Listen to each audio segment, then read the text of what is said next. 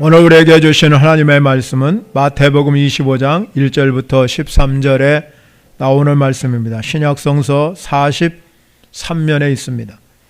교독하시겠습니다. 제가 한 절 읽고 여러분이 한 절 읽습니다. 그때의 천국은 마치 등을 들고 신랑을 맞으러 나간 열처녀와 같다 하리니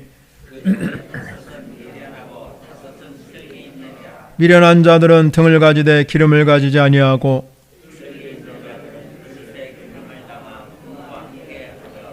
신랑이 더디옴으로 다 졸며 잘세.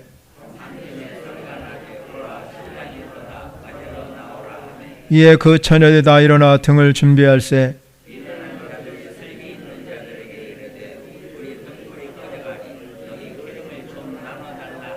슬기 있는 자들이 대답하여 이르되 우리와 너희가 쓰기에 다 부족할까 하노니 차라리 파는 자들에게 가서 너희 쓸 것을 사라 하니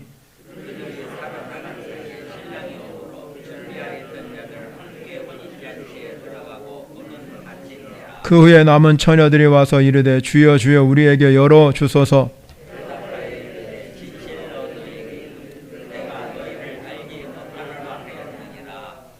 다 같이 읽습니다. 그런즉 깨어 있으라 너희는 그날과 그때를 알지 못하느니라. 아멘.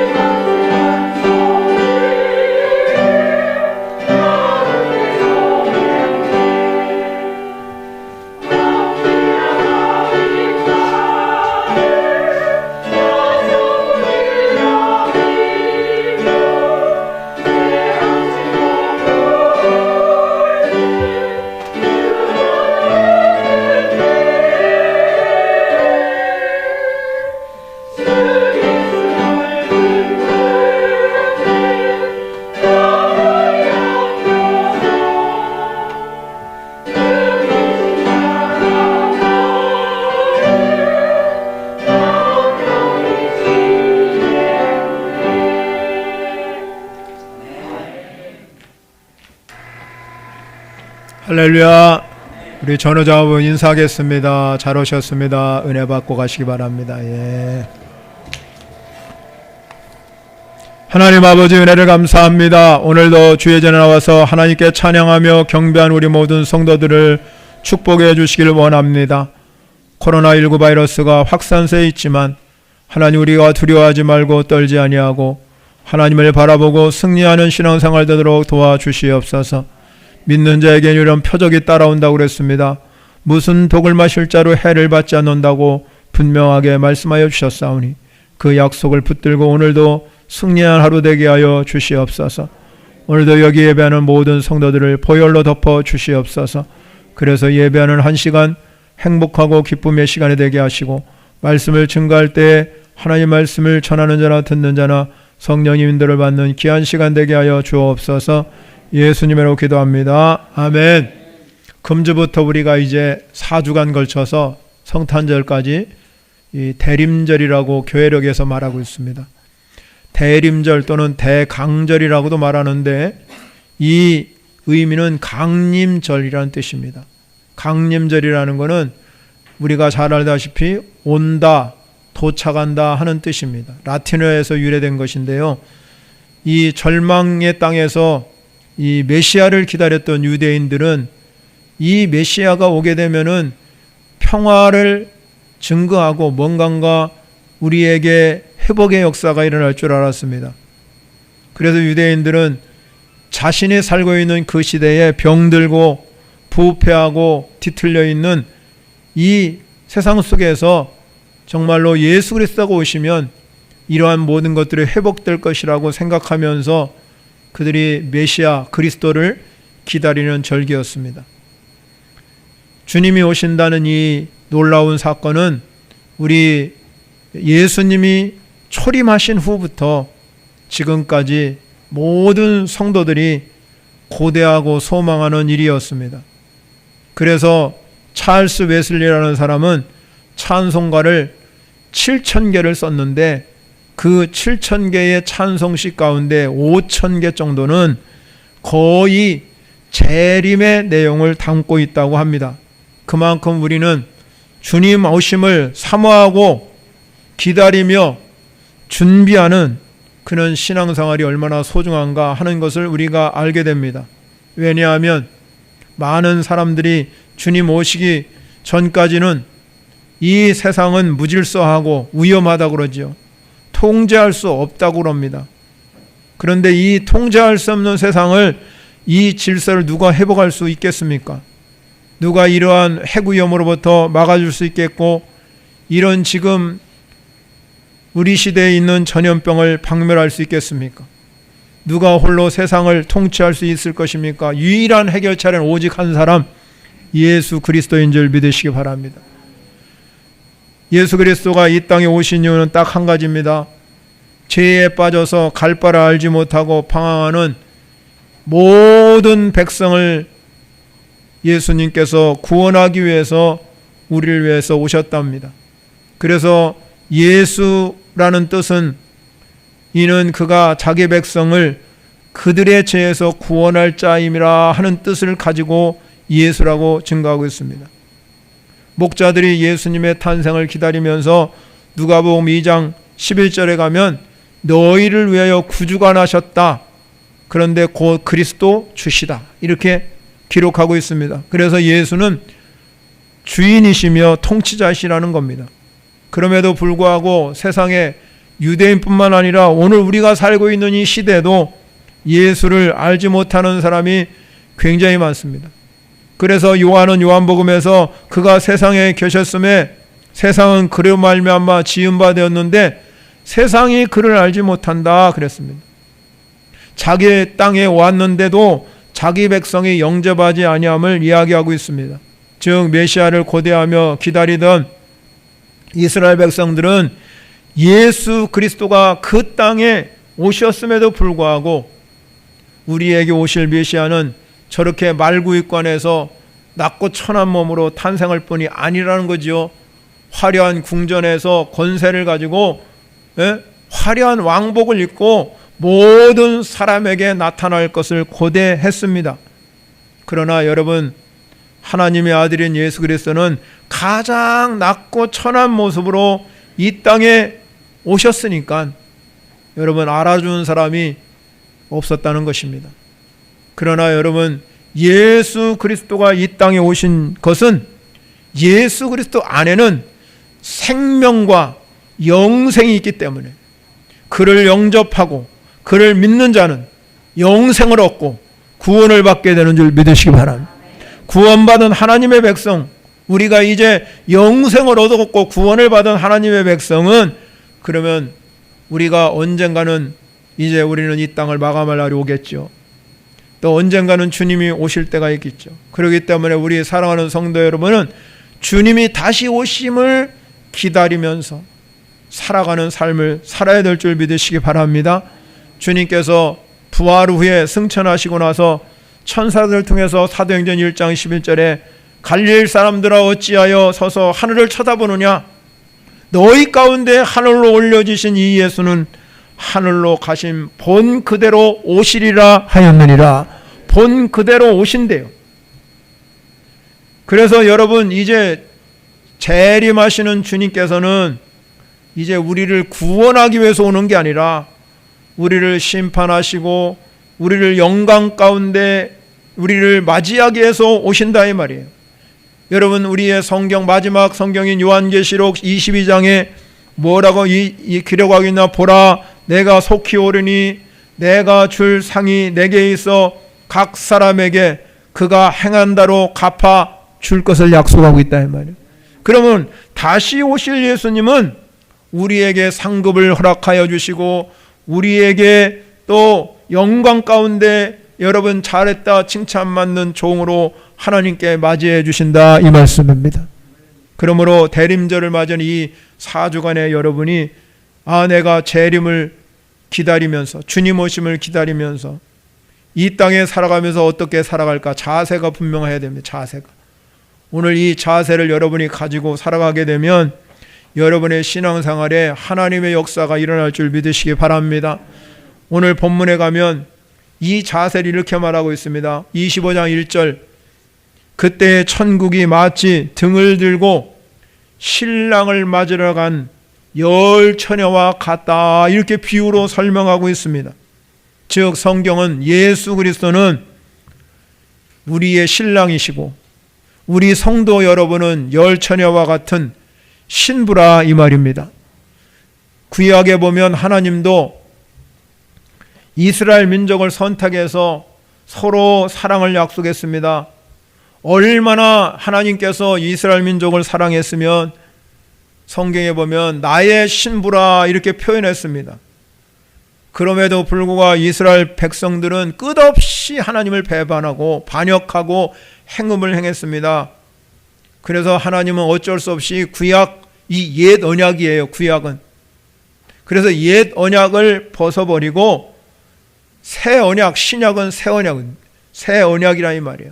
그래서 새 언약을 맞으셔가지고 그 언약을 이스라엘 민족에게 아니라 모든 만민, 저와 여러분에게 주어졌다 이 말입니다. 누구든지 그래서 예수 그리스도를 주라 시인하면 우리 모두가 다 예수님의 신부가 되는 줄 믿으시기 바랍니다.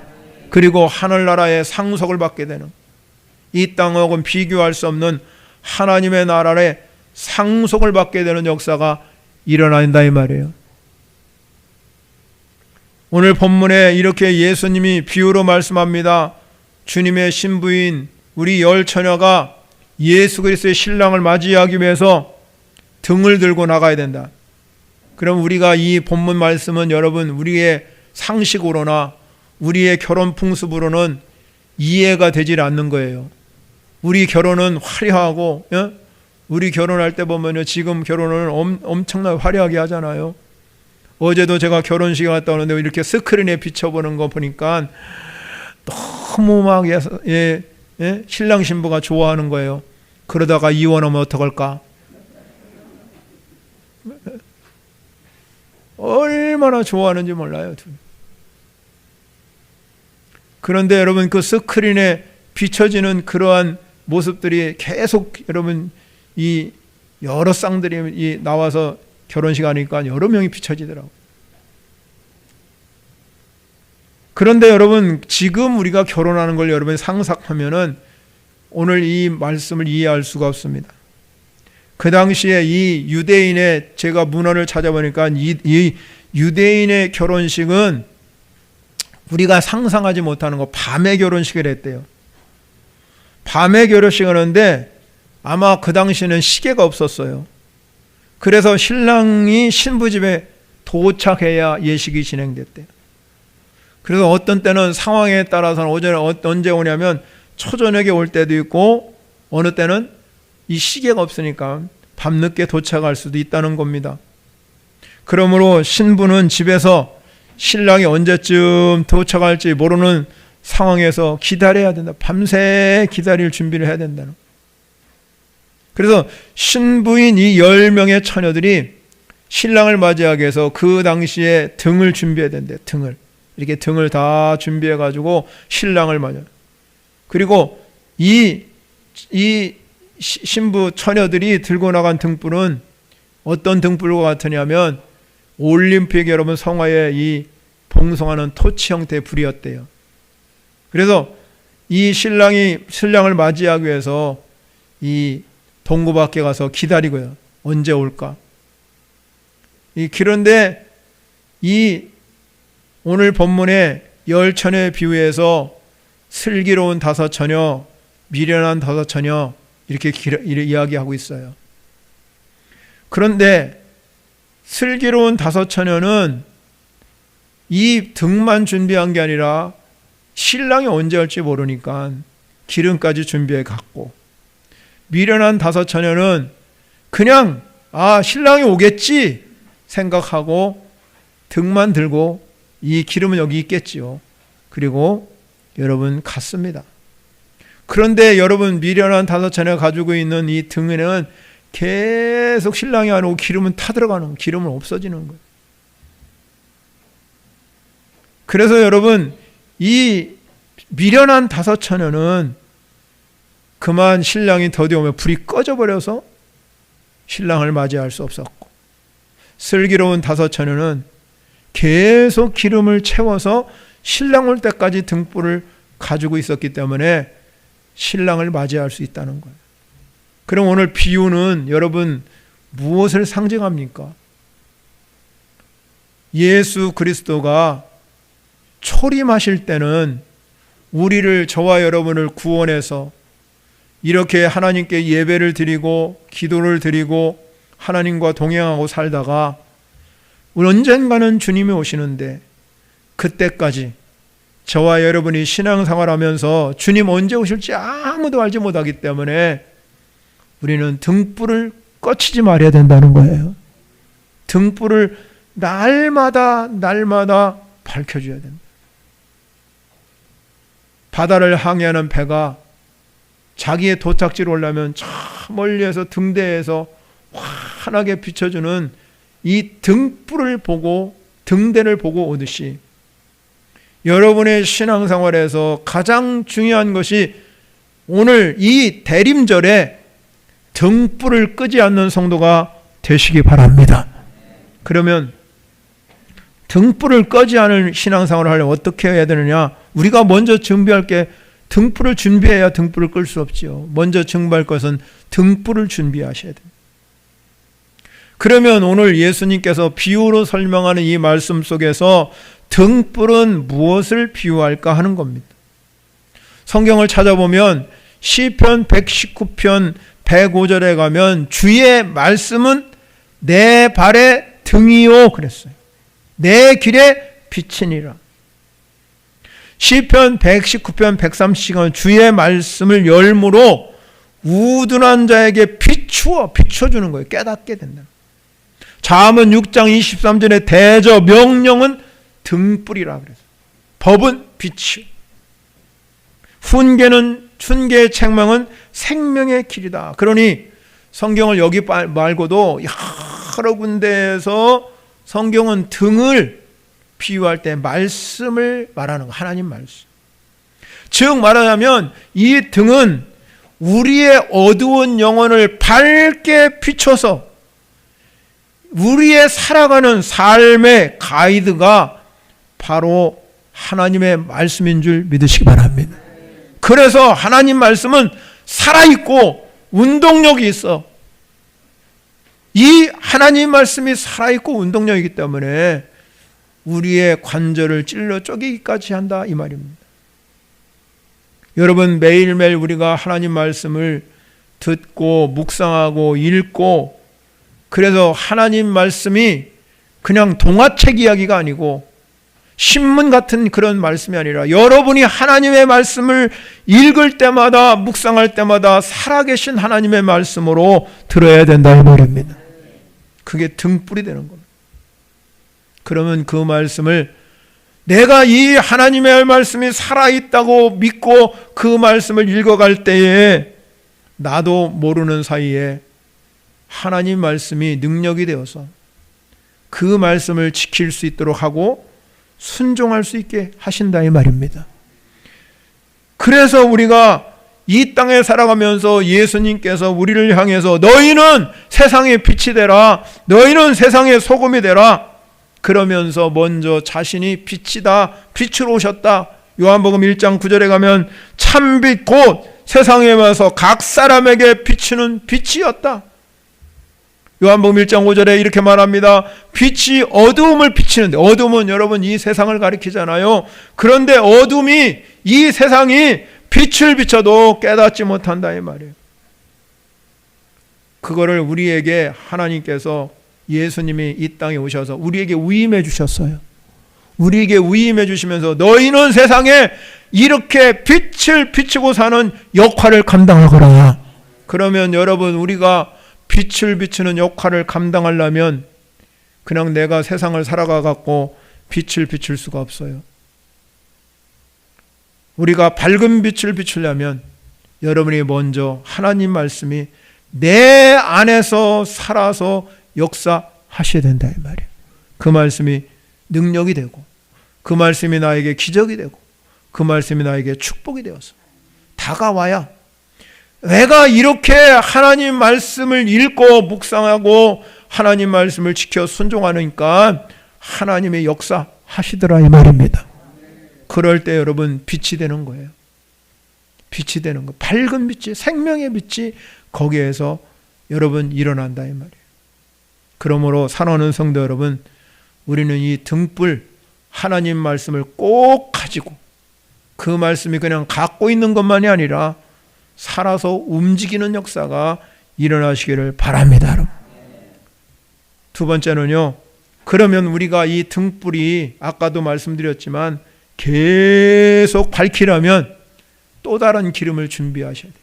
그냥 등불 안에 있는 기름만 가지고는 안 된다 이 말이에요. 다시 이렇게 기름을 준비해야 된다. 예수님이 여러분 이 땅에 반드시 다시 오십니다. 할렐루야. 분명히 믿으셔야 됩니다. 주님이 언제 오실지는 아무도 몰라요. 그것도 생각할 필요도 없습니다. 그러나 다시 온다고만 믿으세요. 그러면 주님이 다시 오실 때는 우리를 심판의 주, 영광의 주로, 그러니까 영광의 주로 오신다는, 우리를 예수 잘 믿고 이 땅에서 정말로 주님 뜻대로 살아가는 성도들은 신랑이 신부를 맞이해서 혼인잔치를, 공중 혼인잔치에 참여하도록 하신다. 그럼 혼인잔치에 들어가느냐 못 들어가느냐 결정하는 요인이 뭐냐면 단 한 가지, 오늘 본문에 가면 불이 꺼졌느냐 꺼지지 않았느냐, 이걸 가지고 결정한답니다. 혼인잔치에 들어가시기를 바랍니다. 불 가운데 구원 얻지 마시고, 우리가 정말로 불을 꺼치지 마시고 혼인잔치에 들어가서 영광의 주를 만나시기를 축원합니다.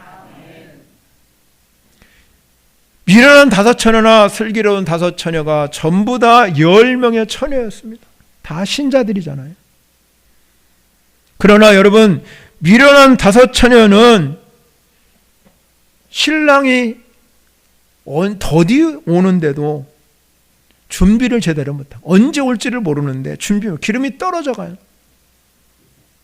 그러나 슬기로운 5처녀는 기름을 따로 준비해 왔기 때문에 등불 아래에 기름이 떨어지면 다시 넣고 다시 넣고 다시 넣고 계속 넣어서 기름이 떨어지지 않았다 이 말이에요. 그러니까 등불이 환하게 비쳐 있어요. 그러면 여러분, 기름은 성경에서 무엇을 의미합니까? 많은 사람들이 기름은 성령이다 말합니다. 사도행전 10장 38절에 가면 하나님 나사렛 예수께서 성령과 능력을 기름 붓듯 하매, 기름 붓듯 했다. 기름 붓듯 했다는 얘기는, 기름 부음은 하나님의 은혜가 나타난다. 하나님의 기름 부었다는 것은 늘 하나님의 은혜가 그 속에 나타난다는 거예요.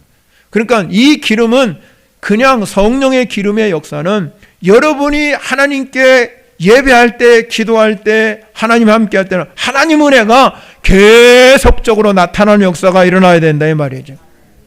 여러분, 우리 그리스도인이 가져야 할 이 하나님의 말씀 등불, 기름, 성령, 이것을 가지고 있어야 여러분 이 불꽃이 타는 거예요. 영적인 생명의 불이 막 타서 등을 확 비춰준다 이 말이에요. 그래서 여러분, 교회와 신자의 우리의 기본적인 영성은 하나님의 말씀인 이 생명의 말씀을 밝혀야 된다. 여러분의 삶 가운데서 하나님 말씀이 살아서 역사해서 이 말씀이 능력이 되시길 바랍니다. 에베소 교회에서 여러분, 이 말씀이 말이죠, 힘이 있어서 흥왕하고 세력을 얻었다고 그랬거든요. 그러면 여러분, 말씀이 힘이 있어서 세력이 나타나고 흥왕하는 역사가 일어났다 이 말이에요. 그러면 하나님 말씀이 밝혀지면 여러분의 있는 전소에 막 세력을 얻고 흥왕하는 역사가 일어날 거 아닙니까? 여러분, 하나님의 말씀을 밝히는 성도가 되려면 그냥 우리가 하나님 말씀만 가지고 있으면 안 돼요. 우리가 성령의 은혜를 날마다 경험해야 이 불이 타오르는 역사가 일어난다 이 말이야. 신앙생활을 오래 했느냐 적게 했느냐 그게 중요한 게 아니라 성령의 은혜로 충만하느냐, 기름 준비가 되어 있느냐, 항상 성령 충만이 있어야 여러분 하나님의 말씀이 능력이 되어서 등불을 밝힐 수 있는 역사가 일어날 줄 믿으시기 바랍니다. 여러분, 창조의 역사를 보게 되면요, 하나님께서 여러분 공허와 혼돈 땅에서 여러분 빛이 있으라 말씀하셨기 전에 하나님께서 뭘 말씀했냐면, 그 공허와 혼돈 가운데 있는 거기에 이 수면 위에 하나님의 신이 수면 위에 운행했다 그랬어요. 여러분, 하나님의 신이 수면 위에 운행하고 나서 빛이 있으라 그러니까 빛이 있은 거예요. 성령이 움직이는 곳에, 성령이 움직이는 곳에, 성령이 역사하는 곳에 하나님의 말씀이 임하니까 창조의 역사도 일어나고 부흥의도 역사도 일어나고 축복의 역사도 일어난다 이 말입니다. 여러분, 말씀이 없이 그냥 성령 받았다, 성령 충만했다, 막 말씀 없이도 어떤 사람 성령 받고 방언 받고 그런데요, 나중에 가면 다 소멸되면 아무 의미 없어요. 허망한 신비주의만 돼요. 허망한 신비주의. 하나님 말씀 없이 성령 받았다고 막 옛날에 보면은요, 성령 받았다고 막 예언하고 방언하고 그런다고 그러는데 다 그 사람 어디 갔는지 몰라요. 다 세상으로 나가서 허망한 신비주의거든. 반대로 말씀만 있고 성령 은혜를 받지 못하면 성령님이 내 안에 내주가 없고 성령의 능력이 없기 때문에 이 불이 타오르지 못한다. 말씀과 성령이 만나는 곳에 불이 타올라서 등불이 되는 줄 믿으시기 바랍니다. 그렇기 때문에 우리 사랑하는 성도 여러분, 한 손에는 말씀의 등을 갖고 한 손에는 기름을 가지셨어. 성령의 기름을 가지셨어. 계속 이 불이 타올라서 우리는 땅끝까지 복음을 증거하는 이 축복을 흘려보내는 사람이 되어야 된다. 이 축복을 흘릴 수 있어야 돼. 그러지 못하면은요, 우리가 하나님 말씀이 능력이 나타나. 여러분의 집안에 봐요. 저도 마찬가지지만 여러분의 집안에도 내가 가만히 보면 쓰는 것만 쓰잖아요. 입는 옷만 입고 하는 여러분, 그거 다 흘러보내세요. 집에 놔두지 마시고 죽으면 누가 가져갈 거예요? 그거 가져가지도 않아요. 다 태워버리지. 있을 때 나누세요. 있을 때. 없을 때 내가 죽으면요, 그거 여러분 좋은 옷 아무리 좋아도요 다 태우더라고요. 아까운 거. 근데 살아있을 때는 다른 사람 주면 고맙게나 생각하지. 사랑하는 성도 여러분요, 흘려보내는 사람이 성도예요. 흘려보내는 사람. 뭔가 축복을 흘려보내고 내가 가지고 있는 걸 나눌 줄 아는 사람이 이게 복 있는 사람이에요. 그러면 말씀과 성령이 등불을 준비해서 등을 밝히는 사람은 내가 가지고 있는 거 자꾸 쌓아야 여러분 보면 뭐 즐거워요? 없어도 살잖아요. 그런 것들을 여러분이 자꾸 흘려보내서 내가 하나님 앞에 영광의 주를 맞이할 날이 오야 될 줄 믿으시기 바랍니다. 우리는 반드시 여러분 주님이 오실 때 혼인잔치에 참여하게 되는데, 계시록 여러분 19장에 보면 7절부터 9절에 가면요, 혼인잔치에 참여하려면 깨끗한 세마포를 입어야 된대요. 그런데 여러분, 우리가 깨끗한 세마포가 뭐라고 그러냐면 성도의 옳은 행실이라고 그래요. 성도의 옳은 행실. 그러면 이 구원받은 우리 성도들이 주님이 다시 오실 때 심판해 오시는데, 이 땅에 우리를 심판하는 기준이 뭐냐? 성도의 옳은 행실이에요. 여러분의 행함에 따라서 상급을 받게 된다 이 말이에요. 우리는 장차 하늘나라에 가서 상급받는 성도가 되어야 될 줄 믿으시기 바랍니다. 고린도전서 3장 10절부터 15절에 가면은요, 뭐라고 말씀하냐면 우리가 상급을 받는데, 어떤 사람은 상급을 받게 되지만 공적이 그달에 밝히는데 그대로 공적이 일어나게 되지만, 어떤 사람은 그것이 이 공적이 다 불타버려서 자신만 구원을 받는데 불 가운데서 받은 것과 같다는 거예요. 상급은 받겠지만, 구원은 받겠지만, 불 가운데서 받은 것과 같은 사람은 몸만 간신히 빠져나오는 거예요. 그러니 여러분, 우리가 예수 잘 믿어야 할 이유가 바로 여기에 있어요.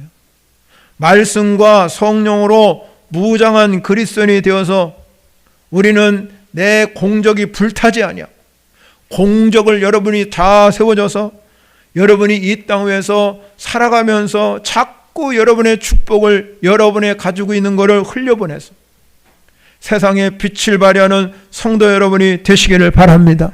그래서 계속 불이 타야 돼. 불이 타. 이 불이 꺼져버리면, 여러분 옛날에 아무리 여러분 성령 받아서 불이 탔다 해도 지금 계속 타야지. 과거에 여러분 아무리 좋은 것 가져서 소용없어요. 과거는 상급으로 받으시고, 현재는 내가 가지고 있는 이 준비, 이 등불 준비해 가지고 불이 계속 타서 여러분의 신앙생활에 복이 되시기를 바랍니다. 그런 역사가 일어나야 돼요. 그래야 여러분이 하나님께서 여러분을 통해서 그 불이 탐으로 인해서 그것이 능력이 되고 기적이 되는 줄 믿으시기 바랍니다. 사랑하는 성도 여러분, 우리 그리스도인은요, 날마다 기적을 창출하는 사람이 될 줄 믿으시기 바랍니다. 그 믿음이 있어야 돼요.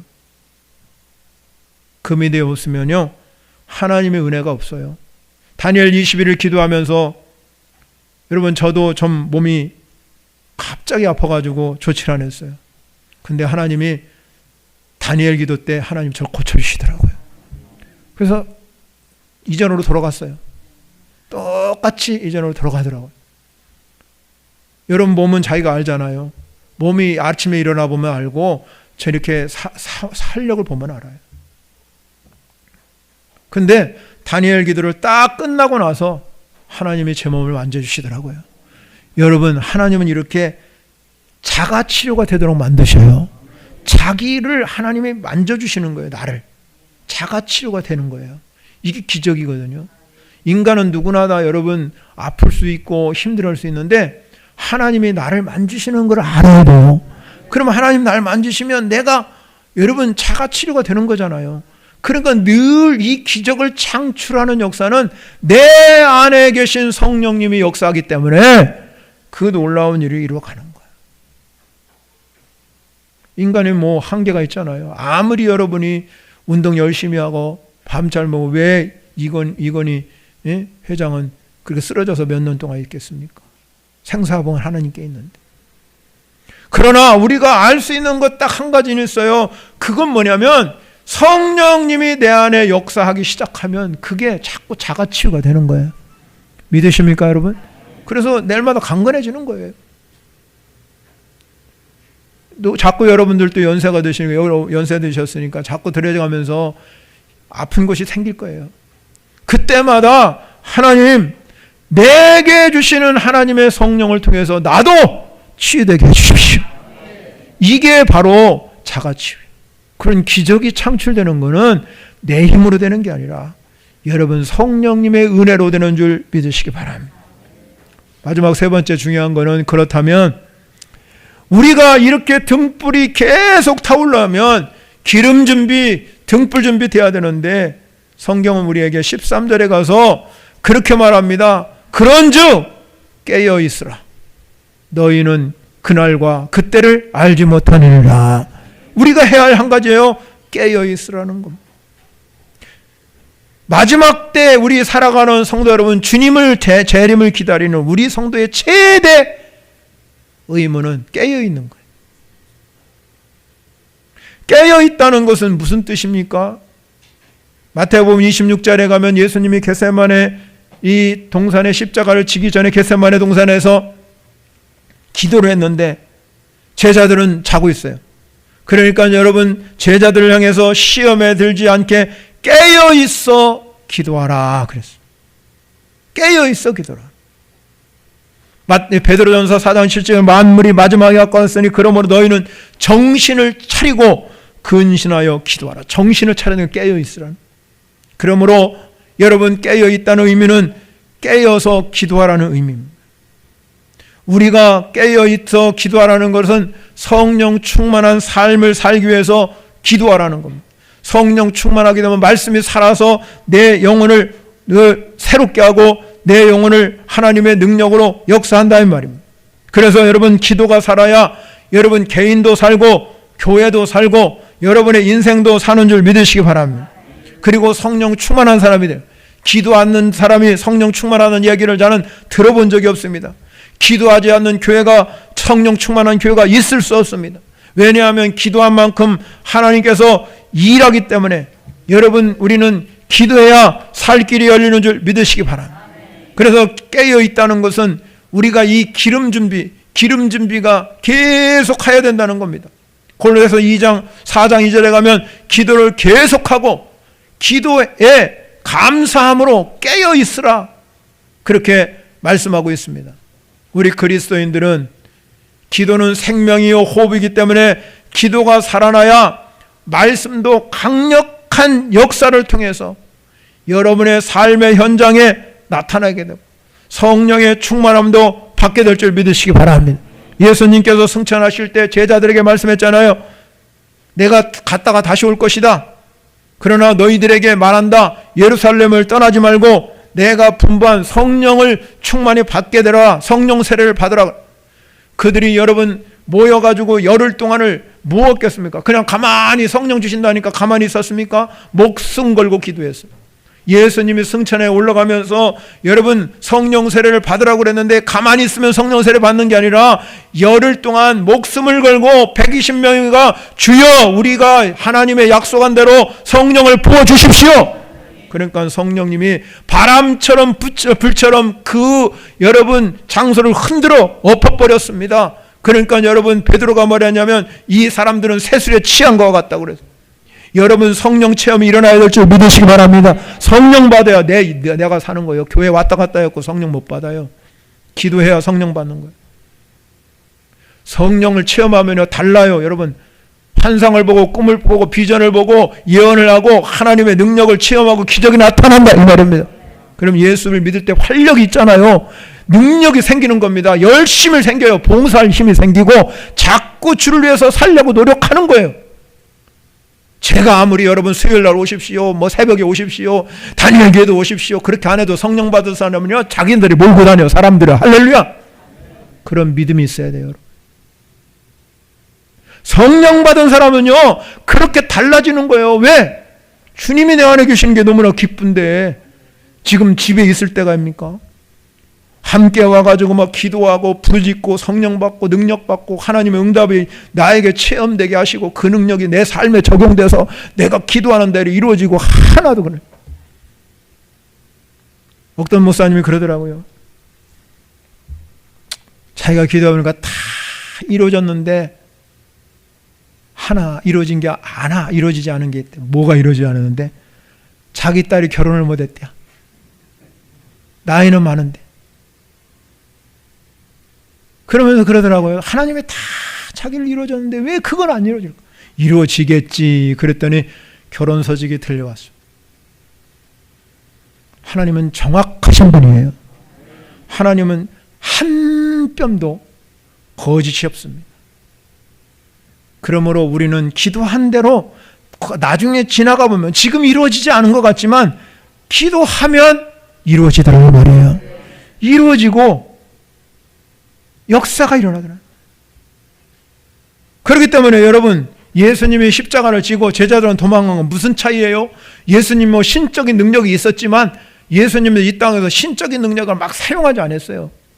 그러면 예수님이 여러분 신적인 능력을 사용했으면 기도할 필요가 없어요. 예수님도 육신을 입고 이 땅에서 33년 살았기 때문에 신적인 능력을 사용한 게 아니라 성령을 의지했다고 그래요. 성령을. 그래서 기도한 거예요. 십자가를 지기 전에 신적인 능력을 가지면 아프겠습니까? 고통 안 느끼지요. 신적인 능력이 있는데. 그런데 여러분, 예수님이 십자가를 지을 때 성령을 의지하고 육신의 그 아픔을, 고통을 참은 거예요. 성령의 능력을 가지고. 그러니까 예수님의 제자들과 예수님의 차이는 기도의 차이예요. 신앙생활은 무슨 차이입니까? 기도의 차이예요. 신앙생활은 다른 차이가 아니에요. 기도의 차이라 이 말입니다. 그렇기 때문에 사랑하는 성도 여러분, 우리가 주님의 재림을 기다리는 저와 여러분이 기도가 막히면 다 막히는 거예요. 기도를 풀어야 될 줄 믿으시기 바랍니다.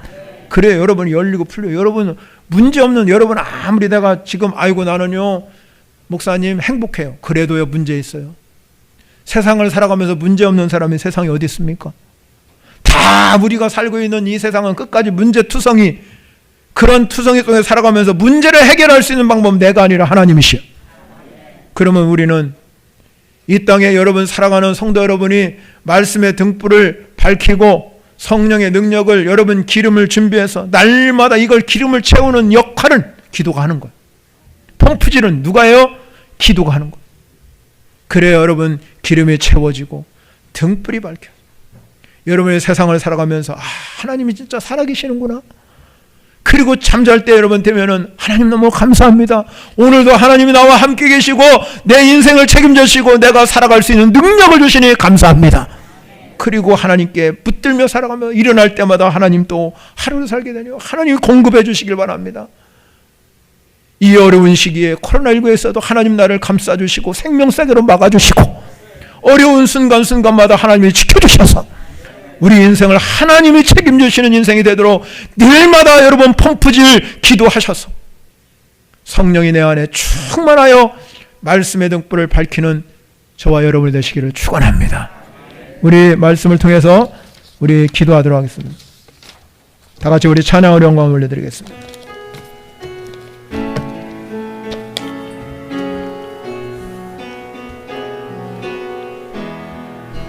두 손